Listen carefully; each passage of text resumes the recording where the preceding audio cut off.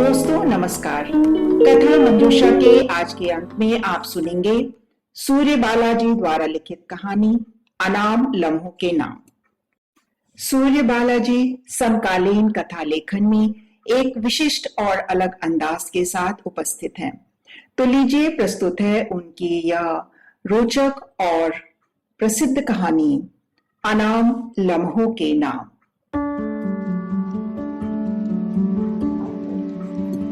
उसने जिस मसालों और सब्जियों से भरा थैला दीवार से टिकाया, आंचल के छोर से चाबी का गुच्छा निकाला, दरवाजा खोला और अंदर जाकर धप से पसर गई। फिर आहिस्ते आहिस्ते पसीना पोंछते पोंछते नजर घुमाई और चारों ओर का जायजा लिया। सब कुछ अस्त व्यस्त ऐसा फैला। बच्चों के निकरे, बनियाने, पति की लुंगी, साबुन के झाग से बोथा हुआ शेविंग ब्रश और यहाँ वहां फेंकी हुई अध टूटी लतरी चप्पलें।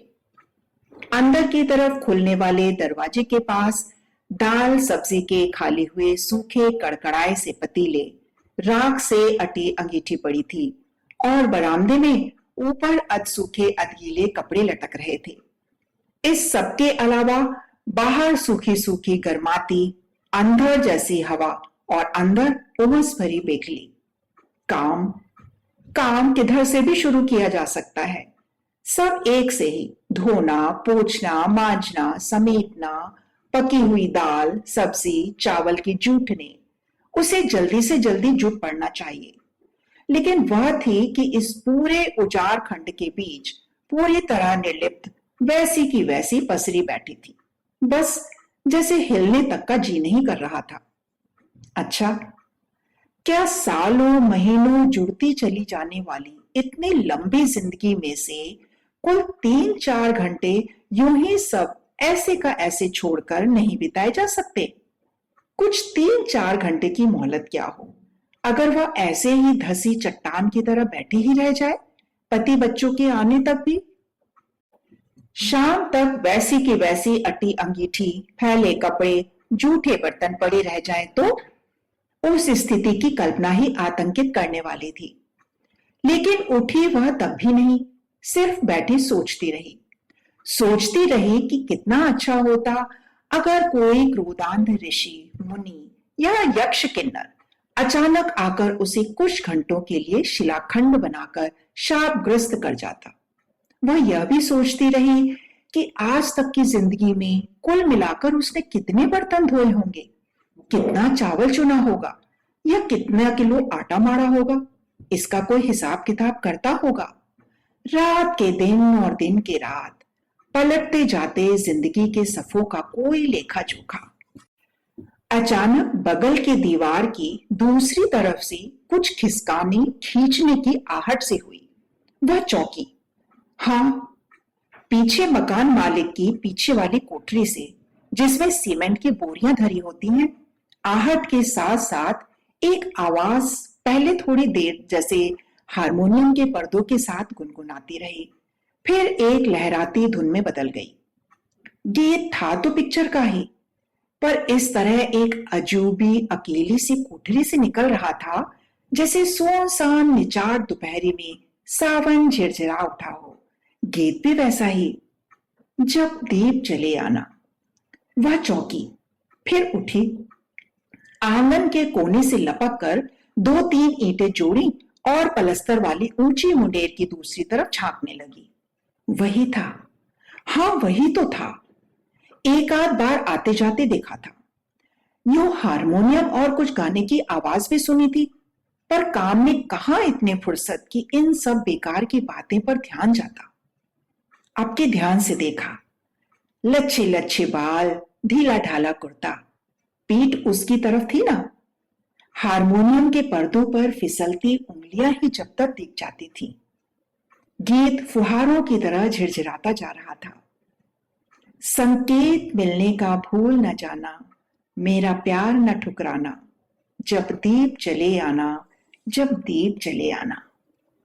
वह वैसी ही डगमगाती ईंटों पर चढ़ी खुरदुरी प्लास्टर वाली मुंडेर पर ठुड्डी सटाए तन्मय सी सुनती रही। ठुड्डी इतनी और इस तरह सटी थी कि नाक में सीमेंट बालू की सौंधी महक भर गई थी। सुनते सुनते वह मुस्कुरा गई, लेकिन तभी दरवाजे पर आहट हुई। उसके नहीं, उसके।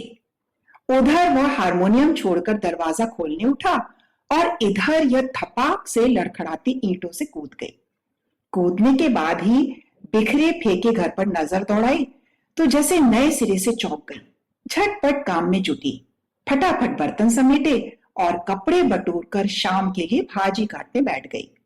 सब्जी काटते काटते वह फिर मुस्कुरा गई। भूख सी लगी तो सोचा चाय पी ले एक प्याली बनाकर, लेकिन नहीं, आज तो उसका पति ऑफिस से जल्दी आने को कह गया है। कहीं वह चाय पीती ही हो और वह आ गया तो? वह शर्म से नहीं, जीभ से सिकुड़ गई। नहीं, यह ठीक नहीं लगेगा। पति के आने पर ही चाय बनानी चाहिए, मतलब उसके साथ ही पीनी चाहिए। कुछ बना भी लेगी चाय के साथ, फिर उसका पति पूरी तरह संतुष्ट होकर आराम करेगा। असल में आज ऑफिस में किसी साथी कर्मचारी की लड़की की शादी है। सारा स्टाफ आधे दिन पर ही छुट्टी मारकर वहां धमक जाएगा, कुछ मदद के नाम पर, कुछ हंसी ठट्टे और रायते कचौड़ी के नाम पर। लेकिन उसका पति इन बेकार की बातों से दूर रहता है। उसने 2 दिन पहले ही अपना निश्चय उसे बता दिया था। फालतू में जाकर बैठे रहना, जितने का खाना खाने को मिलेगा उससे ज्यादा आने जाने में।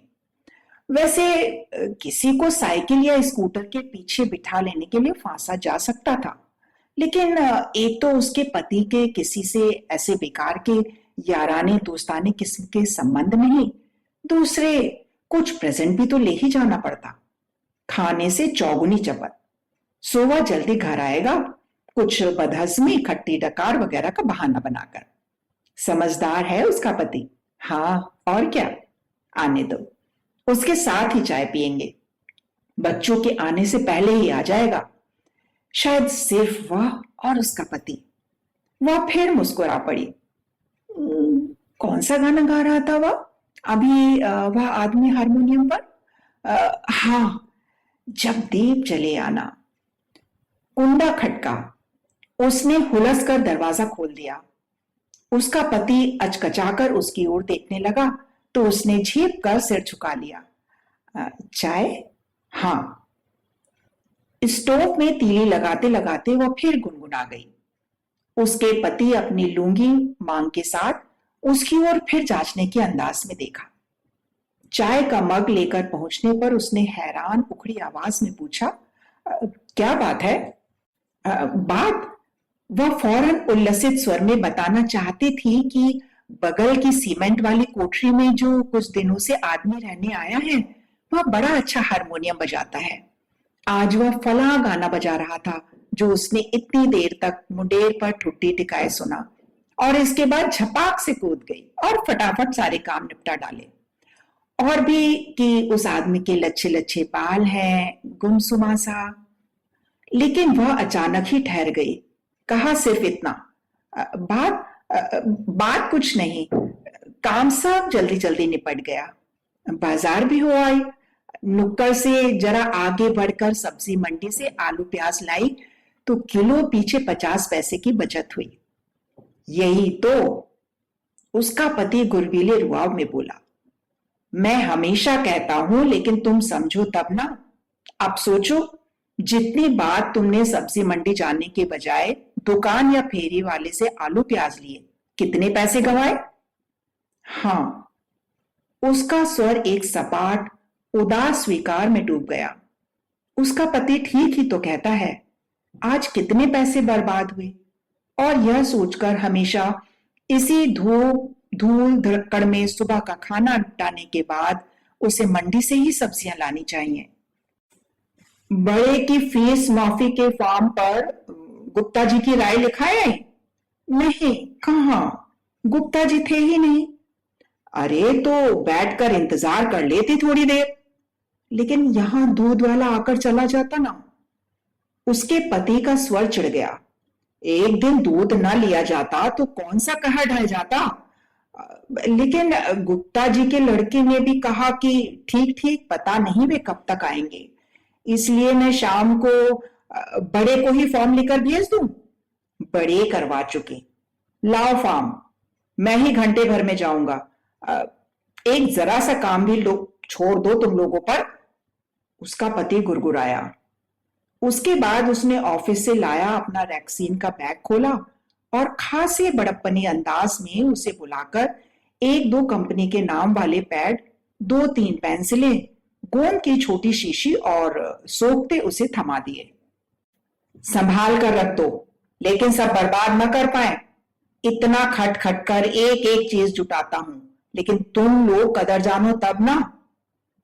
उसका पति शायद ठीक कह रहा था। ऐसे मौके रोज रोज मिलते कहां हैं। आज जब बाकी स्टाफ आधे दिन पर चला गया होगा, तब कहीं उसने मौके में से ये चीजें निकालकर डाल ली होंगी। बाजार में इतनी ही चीजें अब 10 रुपए से कम क्या मिलेंगी। और उसने पैड पेंसिलें अलमारी में करीने से रख दी। स्कूल की छुट्टी का ही समय था। बड़े आज रोज की तरह सिर्फ चप्पलों से सड़क की धूल समेट समेट कर उड़ाता भागता नहीं आ रहा था, बल्कि अपने साथ वह छोटे को गालियां देता और घसीटता चला आ रहा था। छोटा उतनी ही ऊंची आवाज में चीखे जा रहा था। दरवाजे पर आते ही वह दौड़कर बड़े पर हाथ उठाती कि उसने उसका उठा हुआ हाथ पूरी शक्ति से रोककर चीख चीख कर कहना शुरू कर दिया, इसने आज फिर चोरी की। इसने अपनी बगल में बैठने वाले बच्चे का टिफिन खाया और दो बच्चों की महकने वाली लाल पीली रबड़े चुराई।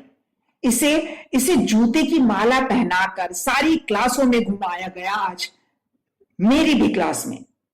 कहते कहते उसने एक जोर का थप्पड़ छोटे को लगाया और खुद भी जोर से रो पड़ा। वह बुत अवाक खड़ी की खड़ी रह गई।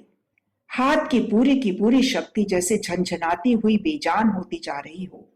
लेकिन तभी उसने जाने कहां से शक्ति बटोरी और अचानक छोटे के थैले में पड़ी स्केल निकालकर बेतहाशा पागलों की तरह उसे पीटने लगी। कमीने, चोरी करता है, मुंह दिखाने लायक नहीं रखा कहीं। बोल, क्यों चुराई रबड़? क्यों चुरा कर खाया दूसरे बच्चे का टिफिन? लेकिन छोटा शायद एक ही बात सुनते सुनते धीरज खो बैठा था। वह बेसब्र विद्रोही आवाज में चीखने लगा, वह बिस्किट लाया था, मक्खन वाले, क्रीम वाले बिस्किट। तुम देती हो कभी मुझे मक्खन का बिस्किट? तुम मंगाती हो मुझे महकने वाले रबड़? लम्हे भर को वह अवाक रुक सी गई, लेकिन याद आते ही वह फिर टूट पड़ी छोटे पर। छोटा बराबर उसकी मार से बचता, छटपटाता, जोर जोर से रोता चीखता जा रहा था। मैं खाऊंगा, जरूर खाऊंगा। खाएगा तो ले खा। स्केल टूट जाने पर वह बेतहाशा दोनों हाथों से पीटती पीटती थक कर निढाल एक तरफ खुद भी गिर सी पड़ी। छोटा कोने में बैठा सिसकियों के बीच धीरे धीरे दर्द से कराहता रोता रहा।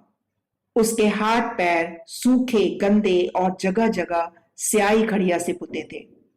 उसके बीच बीच में ताजी मार के निशान उभर आए थे।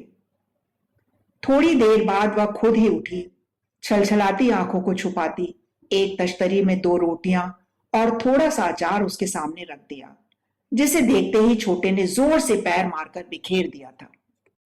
उसने फिर बच्चे पर चीखना चाहा था, लेकिन आवाज सिर्फ गले में रुंध धस कर रह गई थी और सिवा औंधी खाट पर ढह जाने के वह कुछ नहीं कर पाई। छोटा पहले भी कई बार ऐसी ही छोटी मोटी चोरियां करते पकड़ा गया था। कभी रंगीन पेंसिलें, कभी प्लास्टिक के बढ़िया शार्पनर, कभी किसी का चॉकलेट बिस्किट या समोसे वाला टिफिन। पिछली बार वह स्कूल जाकर टीचर से क्षमा मांग आई थी और छोटे को काफी धमकाया फुसलाया था, यह भी कि उसे क्रीम वाले बिस्कुट और रंगीन पेंसिलें मंगा देगी। लेकिन बाद में वह कुछ भी नहीं मंगा सकी थी, क्योंकि उसके पति ने सुनते ही गुर्रा कर कहा था कि उसके खून पसीने की कमाई पर ये हरामजादे क्रीम बिस्किट हरगिज नहीं उड़ा सकते। खाने दो चोरी का माल, 2-4 बार कसकर पिटेगा तो खुद ही अकल ठिकाने लग जाएगी। और वह चुप लगा गई थी कि शायद ठीक ही कहता है उसका पति। अचानक आंखों पर रखी कोहनियों पर गीलापन महसूस हुआ। उसे पता ही नहीं चला वह कब से ऐसी ही रोने लगी थी, लेकिन किस बात पर? शायद बड़े की गाली वाली आदत पर, शायद छोटी की चोरी वाली, या फिर यह सोचकर कि अब तो शायद बड़े की फीस भी न माफ हो। बड़ा, जब बड़ा पेट में आया तो वह कल्पना की खूब ऊंची ऊंची पेंगे मारा करती थी कि अगर बेटा हुआ तो उसे डॉक्टर या इंजीनियर बनाएगी। शानदार लगतक कपड़ों में रुआब से नर्सों मैट्रनों के हुजूम के साथ अस्पताल के वार्डों के चक्कर लगाते डॉक्टर उसे बड़े भले और भव्य लगते थे। दूसरी चीज जो उसे अच्छी लगती थी, अपनी गली से बाहर चौड़ी सड़क पर आने के कुछ दूरी बाद का इंजीनियर मिस्टर नाथ का बंगला। कटीली फेंस से घिरा हरे भरे लॉन और रंग बिरंगी क्यारियों वाला इंजीनियर साहब का बंगला सचमुच वह सपने में देखा करती थी।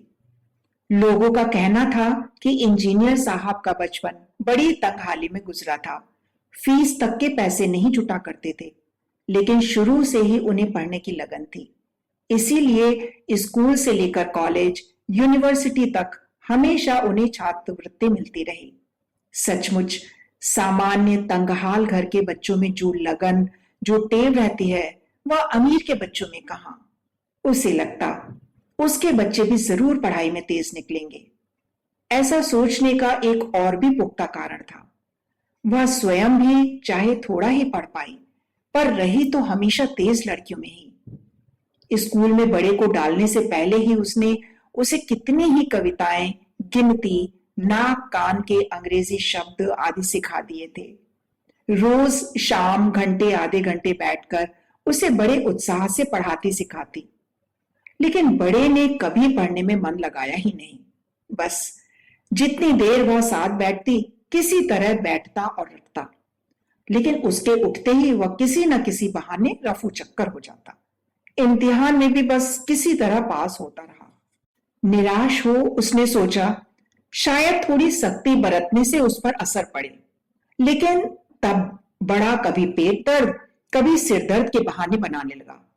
सवाल समझाते समय भी वह लापरवाही से बिना ध्यान दिए हां कर जाता। ऐसे ही एक दिन उसने समझाने के बाद बड़े को एक आसान सा सवाल दिया, जिसे बिना समझे बड़े ने गलत सलत लगाकर लिख दिया। बस वह बौखला गई थी और पास पड़ी चप्पल उठाकर धुआंधार पीटना शुरू कर दिया था। दूसरे दिन सुबह बड़ा रोज की तरह स्कूल गया था, लेकिन छुट्टी के बाद वापस लौटा ही नहीं। इधर उधर अड़ोस पड़ोस में पूछते पता करते शाम हो गई। सूरज छुपने को आया, तब तक उसका पति भी लौट आया था और सुनने के बाद उल्टे उसी पर भभक पड़ा था। बात इधर उधर काफी दूर तक फैल गई। पुलिस थाने में भी रिपोर्ट की गई। तब तक स्टेशन से एक पुलिस वाला बड़े को लेकर आता हुआ दिखाई दिया था। पता चला बड़ा स्कूल का बैग लिए एक रिजर्व डिब्बे के कोने में बैठ गया था। टीसी घुसा तो उसे शक हुआ। डरा धमकाकर उसने सच्चाई उगलवाई और झटपट गाड़ी से उतारकर उसे पुलिस के हवाले कर दिया। इस घटना के बाद से वह सहम गई थी, इतनी कि काफी दिनों तक उसने बड़े के सामने पढ़ाई लिखाई का नाम ही नहीं लिया था। बाद में भी यूं ही मन में डरते डरते कभी कभार पढ़ाने के लिए बैठने लगी। अपना वह सपना पूरी तरह भूल ही बैठी थी इन दिनों। आज न जाने कहां से याद आ गया। कोहनियां वापस आंखों पर आ लगी, बूंद बूंद रिश्ती चुहचुहाती पलकें। अचानक पीछे के बंजर मैदान की ओर खुलने वाली खिड़की के पल्ले हवा के झोंके से खुल गए और बगल की कोठरी से उठते पहचाने से स्वर गूंज उठे। उसका जी चाहा कि एकदम हिलक हिलक कर रो पड़े। इसे कोई काम धाम नहीं है क्या? वक्त बेवक्त बैठा बैठा टेर देता है। जाकर कहे कोई कि तुम्हारी तरह की जिंदगी सबकी नहीं है ना। बेलौस बेफिक्र कि जब चाहा बाजा खिसकाया, स्वर गुनगुनाया और सूने बंजर खेतों की तरफ खुलने वाली खिड़की के रास्ते गीत हिलोड़ दिए। अचानक वह गीत के शब्दों पर ठिठक गई। बांधो न नाव इस ठाव बंधु, पूछेगा सारा गांव बंधु। यह तो कहीं कुछ पढ़ा पहचाना सा लगता है। कोहनियां आंखों से हट गई। वह सोचती रही, हाँ ठीक, काफी पहले अंगीठी जलाने के लिए वह बाजार से लाए सामानों के पुराने कागजों के खोखे जल्दी जल्दी लपेट रही थी कि एक बड़े से रंगीन खोखे वाले कागज को पूरते पूरते से पहले ठहर गई थी। वह किसी पत्रिका के बसंत पंचमी विशेषांक का रंगीन पृष्ठ था, जिस पर निराला के रंगीन चित्र के नीचे उनकी यह कविता छपी हुई थी। माचिस की तीली हाथ में लिए लिए ही वह पढ़ती चली गई थी। हाँ, ठीक यही लाइनें, यही गीत। बांधो न नाव इस ठाव बंधु। खिड़की का पल्ला हवा के झोंके के साथ आगे पीछे उड़क रहा है और गीत चल रहा है, हर शब्द की गहराई में डूबती गहराती आवाज। गीत थम गया है और वह चौंक कर उठ बैठी है। थोड़ी देर वैसे ही स्थिर सी बैठी रही है, जैसे कि सचमुच किनारे से आ लगी नाव में बैठी हो। फिर पास जाकर छोटे को दुलारा, पुचकारा और धीरे धीरे एक पूरी चपाती शक्कर के साथ खिला दी है। ये लो दालमोट। पति के हाथों में पैकेट देखकर उसे अपने कानों पर विश्वास नहीं हुआ, क्योंकि उसका पति कभी इन बेकार की चटपटी चीजों पर पैसे बर्बाद नहीं करता। बात भी ठीक है। रोटी, अचार या चावल तेल मिर्चों से क्या बुरा है? बच्चों की भी जुबान शुरू से बिगाड़ने से क्या फायदा? दालमोट? दालमोट कैसे? उसके बेवकूफी भरे आश्चर्य पर पति सचमुच झुंझला सा गया। अरे कैसे क्या? सस्ती मिल गई तो लेता आया। सबको चाय के साथ थोड़ी थोड़ी दे दो और बाकी बची हुई कायदे से शीशी में रख दो। बात सचमुच समझदारी की है। इससे यही तो साबित होता है कि वह बीबी बच्चों की पूरी जिम्मेदारी का ख्याल रखता है। कितनी खबरदारी के साथ ही वह महीने के बजट का कतरब्योत बिठाकर 40-50 रुपयों की बचत भी कर ही लेता है, जबकि उस जैसे औरों के लिए महीना काटना ही दूभर हो जाता है। उसने खुशी खुशी चाय बनाकर दालमोट के साथ पति को दी और छोटी मोटी 2 कटोरियों में 2-2 चम्मच दोनों बच्चों के सामने रख दी। लेकिन बच्चों ने एक ही बार में मुंह में डालने के बाद ही दालमोट छोड़ दी। उसे आश्चर्य हुआ। पूछने पर बच्चों ने कहा, पता नहीं कैसी है, हमें भूख नहीं। उसे बच्चों की बात पर विश्वास नहीं हुआ, लेकिन चाय के घूंट के बाद जब खुद मुंह में डाली तो अजीब बेस्वाद सीली घुनी सी गंध से मुंह मितला गया। उधर पति ने शायद बच्चों की बात सुन ली थी। वह गुर्राते हुए बोला, निकाल कर रख दो इन दोनों कटोरियों से। लाकर दो तो खाएंगे नहीं और बाहर बाजार में देखकर इज्जत उतार लेंगे। उसने किसी तरह हिचकते हुए कहना चाहा, नहीं, कुछ तेल भी पुराना सा है, कोई कोई सिर्फ ग्राहकों को लूटने के लिए खराब तेल। अरे चुप भी रहो, तुम लोगों के लिए देसी घी में चुपड़ी दालमोट आएगी तो खाना। और उसने गुरगुराते हुए उसकी कटोरी की दालमोट भी उठाकर अपनी तश्तरी में डाल ली। हाँ, बुरा तो लगेगा ही, उसने सोचा। आखिर उसका पति इतने उत्साह से रास्ते में सस्ते मिलती देखकर घर लाया था। उसे भी मालूम नहीं रहा होगा कि यह इतनी खराब निकलेगी। और फिर उससे बच्चों से नहीं खाया जा रहा, पर पति ने तो पैसे खर्च किए हैं, इसलिए वह बर्बाद कैसे कर दे? ठीक ही तो कहता है। उसका गुस्सा होना वाजिब है। आखिर पति ठहरा। पति का मूड उखड़ गया था, इसीलिए उसकी कहने की हिम्मत ही नहीं हो रही थी कि स्टोव की बत्ती खत्म हो गई है। नहीं, इस समय नहीं कहना चाहिए उसे, जाने देगी किसी तरह। एकदम अंदर घुसी बत्तियां उकसाने की कोशिश करेगी। एक आध दिन तो काम चले, फिर आगे देखा जाएगा। इसलिए वह पूरे आधे घंटे तक केरोसिन के तेल में बत्तियां भिगो भिगो कर स्टोव के छेद में उकसाती रही, और आधे घंटे बाद बत्तियां जब तक ऊपर आई, उसके हाथ की तीनों उंगलियां खरोंचों से बुरी तरह छरछरा आई थीं। कपड़े से तेल पोंछकर साबुन से हाथ धोने लगी तो खरोंचों में हल्की रक्ताब लकीरें उभर आईं, और हर लकीर से दर्द का एक रेशा। मैं बस्ता लाऊं क्या?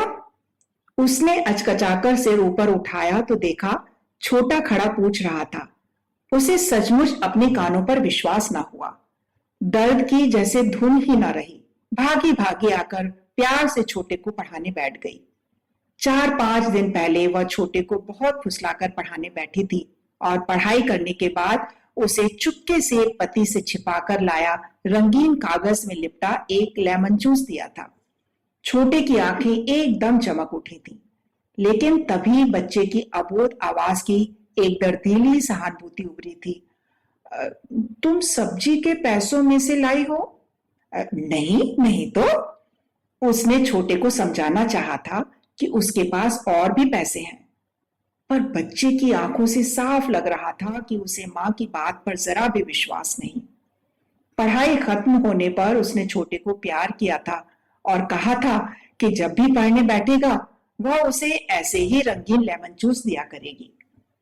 उसके चेहरे पर एक दर्द भरी मुस्कान उभरी, यह सोचकर कि छोटा आज भी लेमन जूस की लालच से आया है पढ़ने, जबकि लेमन जूस वह ला ही नहीं पाई। लेकिन छोटे ने मां के चेहरे की भाषा पढ़ ली। लेमन जूस नहीं लूंगा मैं। वह हैरान थी। वो बगल की कोठरी में जो रहते हैं, उन्होंने मुझे लेमन जूस दिया था ना। वह अचंभित थी, न जाने कहां से आए इस अनजान अजनबी को भला क्या पड़ी थी उसके बच्चे पर प्यार ममता लुटाने की। लेकिन ऊपर से हिदायती सपाट लहजे में बोली, ना, क्यों ली तूने? दूसरों से चीज नहीं लिया करते। वाह, दूसरों से कहां लेता हूं, सिर्फ उनसे लेता हूं। नहीं लूंगा तो उन्हें दुख होगा ना। ऐसा कहा क्या उन्होंने? उसके स्वर में अविश्वास और हैरानी थी। कहेंगे क्यों? मैं देखता नहीं क्या, एकदम चुप चुप से रहते हैं ना। उन्हें कोई खाना भी तो बनाकर देने वाला नहीं, सिर्फ चाय कैसी काली सी बनाते हैं। मिट्टी का तेल नहीं होता तो चाय भी नहीं। उसकी उत्कंठा में विषाद घुल रहा था, पर जब्त कर गई। तो काम धंधा क्यों नहीं करते? वही तो ढूंढते हैं, एकदम सुबह से निकलकर इधर उधर सबके पास जाकर। सब कुछ जान लेने की उतावली उसे सचमुच निर्मम बना चुकी थी। अरे कहां, सारे दिन तो हारमोनियम लेकर टेरते रहते हैं। छोटे को नागवार गुजरा। वो तो उन्हें गाना ही पड़ता है ना, प्रैक्टिस नहीं करेंगे तो प्रोग्रामों में कैसे गाएंगे? छोटे ने अपनी बुद्धि भर बताया। इधर उधर स्टेज वगैरह पर गाने वाली पार्टियों से जाकर चांस मांगते हैं। कोई पार्टी दे देती है, कोई नहीं। पर नए हैं ना, सो सब गाने गवा लेते हैं उनसे। लेकिन पैसों के नाम पर कितने कितने दिन दौड़ाकर बाद में देते हैं, वह भी पूरे नहीं। तो क्या, अकेले तो हैं, ना औरत ना बच्चे। औरत मर गई, पर बच्चा तो है ना। औरत, बच्चा, वह अपने आप में जैसी फुसफुसा उठी। फिर क्या, उसे अपने माँ बाप के पास कस्बे में छोड़ा हुआ है ना। उसी के लिए अच्छे अच्छे कपड़े और खिलौने खरीदने के लिए तो जगह जगह काम तलाशते हैं। हठात दुनियादारी और उत्कंठा के सारे रेशे छितरा गए थे। तुझे तुझे ये सब कैसे मालूम? फोटो देखी है ना उनकी कोठरी में, एक छोटी सी, बस पूछ लिया था। वह चुप हो गई, एकदम गुमसुम। लेकिन छोटा अपने आप में बड़ा सयाना महसूस कर रहा था। अगर उसके पास जरा भी ज्यादा पैसे होते तो वे मुझे इतने छोटे छोटे लेमन जूसों की जगह बड़े वाले रंगीन कागजों में लिपटे लेमन जूस दिया करते। लेकिन उनके पास पैसे नहीं है ना। स्तब्ध, वह वैसे ही बैठी छोटे की स्लेट पर धीमे धीमे, बहुत छोटी छोटी रुक रुक कर सो उत्साह जोड़े जा रहा था। उन्होंने मुझे एक दो दिन हारमोनियम बजाना भी बताया। मैंने सा रे गा मा पूरा बजाया। सच? वह बच्चों से सुलभ हो उठी। कैसे? क्यों? ऐसे। छोटे ने मां की हथेली पकड़कर स्लेट पर हारमोनियम के पर्दे की तरह चलाकर बताई। मेरी उंगली पकड़कर हारमोनियम पर ऐसे ही चलाकर बताते थे। उसने अपनी उंगलियों में एक रोमांच भरी सिहरन महसूस करी। बोली कुछ नहीं, चुप। एकाएक छोटा एकदम अपनी झिझक पर काबू कर पूछ बैठा, मैं उनसे हारमोनियम बजाना सीख लूं क्या? वह चुप ताकती सी रही तो छोटे ने खुद ही सपाट लहजे में निर्णय लिया। जानता हूं पिताजी गुस्सा होंगे ना। चल पढ़। उसने जल्दी से असहज हो पूरा का पूरा प्रसंग ही जड़ से काट दिया था। कुंडा खटककर दरवाजा खुलने की आवाज हुई। उसका पति ही लौटा था दफ्तर से। रैक्सीन के बैग के साथ साथ एक भरा पूरा थैला भी था। हल्की हरी कमीज और गाढ़ी भूरी पैंट उसने निकालकर तहा कर खूंटी पर टांग दी और अपने कपड़े की बनियान और छींटदार लुंगी पहनकर एक एक चीज बड़े मनोयोग से थैले में से निकालने लगा। वह अंगीठी के पास से चाय की प्याली लाकर उसे थमा गई। पति थैले के अंदर से ऑफिस के पुराने पिन कुशन, थोड़ी लकड़ी की बल्लियां और दो चार पुरानी पत्रिकाएं निकालने लगा। पिन कुशन में पहले कभी की लाई आलपिनें खोस दी जाएंगी, बल्लियां पुराने हिलते स्टूल में ठोक दी जाएंगी और पत्रिकाएं इधर उधर से थोड़ी और इकट्ठी होने के बाद ₹20 आने में बिक जाएंगी। उसका पति बड़े संतुष्ट भाव से उसे लाई हुई चीजों के सदुपयोग के बारे में बताने लगा है। तभी बगल की कोठरी से हारमोनियम के स्वरों के साथ गूंज उठता है, बांधो ना नाव इस ठाव बंधु।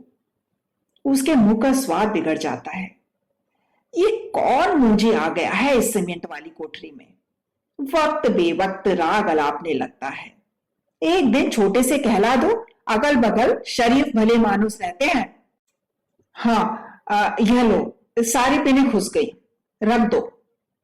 शायद उसे पति का स्वर ज्यादा रुक्ष लगा था, इसलिए धीरे से बोली, उतना बुरा नहीं छोटे बताता था। उसका कहीं काम नहीं लग रहा, सारे दिन नौकरी के लिए। अरे तो नौकरी पाना कोई आसान काम है? ऐसे ऐसे जनकों को नौकरी कौन देगा? और आत्म प्रशंसक भाव से सीना फुलाकर उस सकरी कोठरी में एक भरपूर चहलकदमी कर डाली।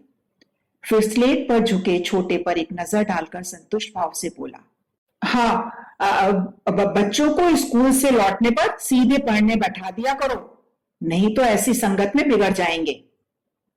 उसने पति से सहमत न होते हुए भी बात को एक सद्भावपूर्ण मोड़ देने की कोशिश की। छोटे बताता था, दुखी आदमी है, बीबी गुजर गई है, एक बच्चा है माँ बाप के पास, छोटा है काम के चक्कर में।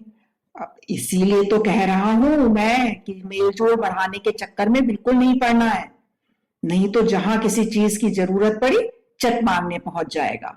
और फिर वही सबसे बड़ी बात, बेवजह मेल जोल बढ़ाने से फायदा, सिर्फ नुकसान है बस।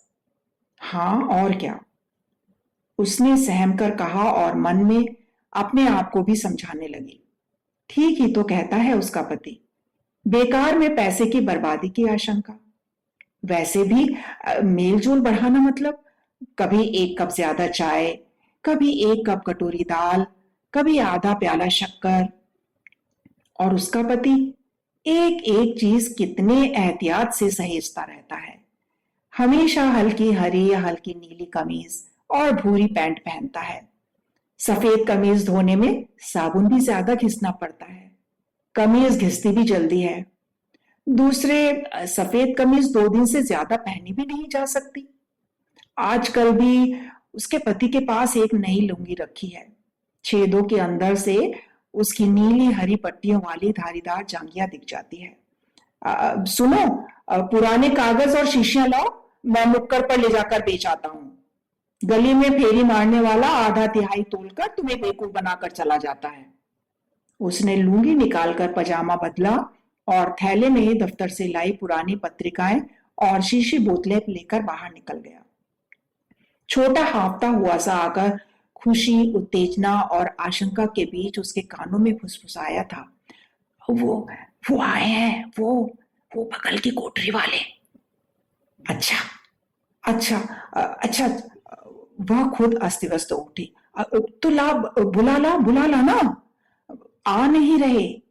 अरे क्यों? वह खुद किवाड़ तक आ गई। आइए आइए ना, आप बगल में ही रहते हैं ना। छोटे ने बताया कि आप बहुत अच्छा गाते हैं, बहुत अच्छा।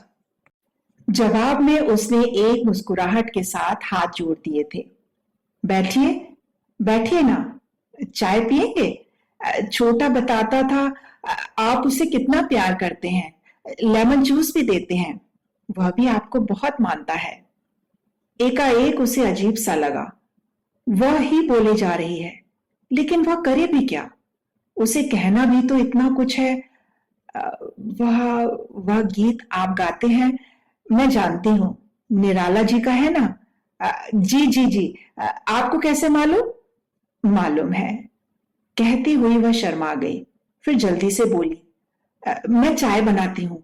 इसके पिताजी भी अभी नहीं है, असल में बहुत थक जाते हैं। सुबह से शाम तक ड्यूटी रहती है, मिलने जुलने का समय ही नहीं मिलता उन्हें। पर क्या है ना, दिल के बहुत अच्छे हैं वे भी। आपके गाने की भी बहुत तारीफ कर रहे थे। कहने के साथ ही वह अचंभित थी। क्या क्या झूठ सच कहती चली जा रही है वह, और आखिर क्यों? जैसे इस मुट्ठी में सिमट आए समय की एक एक बूंद भरपूर जी लेना चाहती हो। आप स्टेज पर भी गाते हैं ना? कितना अच्छा लगता होगा। खूब तालियां बजती होंगी ना? जी। बस कभी कभी चांस मिल जाता है, ज्यादा नहीं। कोई बात नहीं, धीरे धीरे सब लोगों को आपका गाना अच्छा लगने लगेगा ना, तब आपको पार्टी वाले खुद ही बुलाया करेंगे।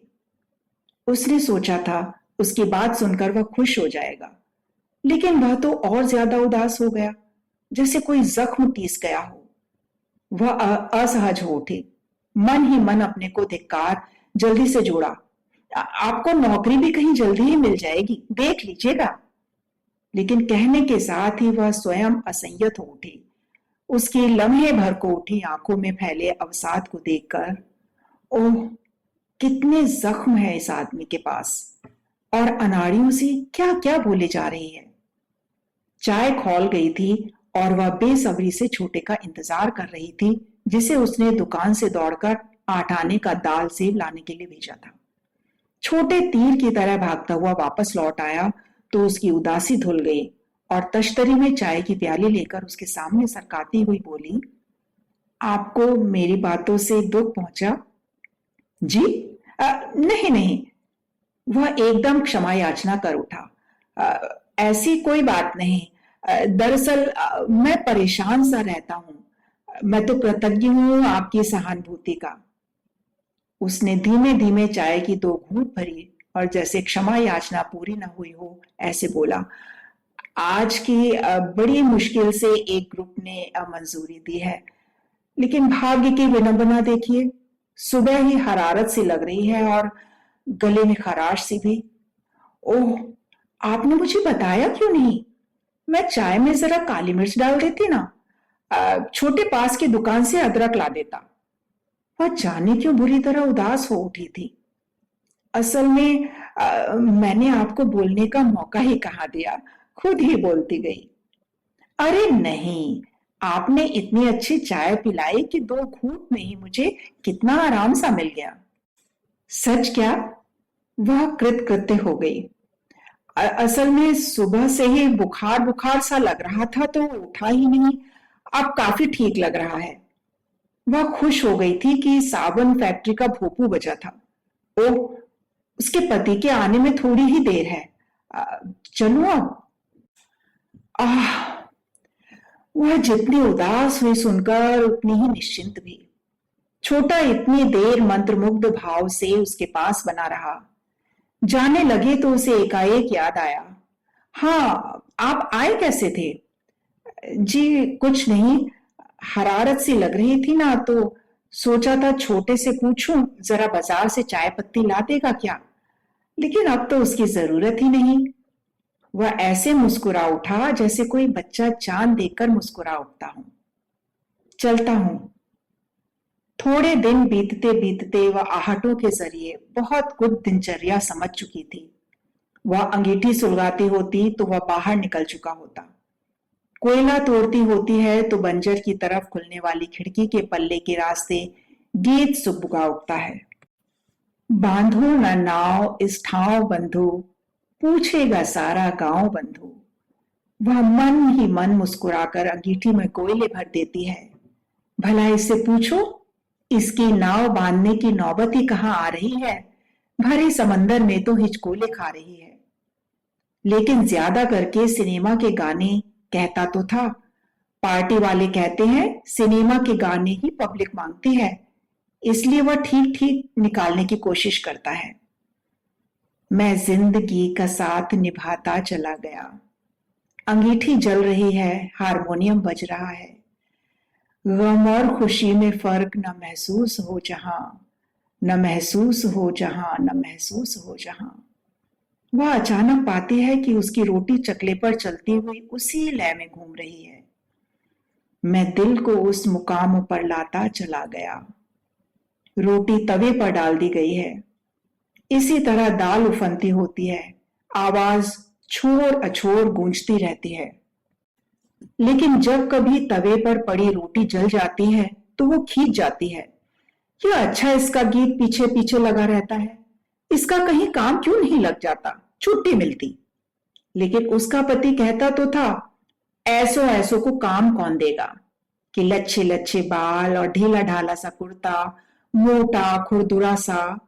हाँ, यह हल्की हरी कमीज क्यों नहीं पहनता, उसके पति की तरह एकदम छोटे बाल क्यों नहीं कटवाता।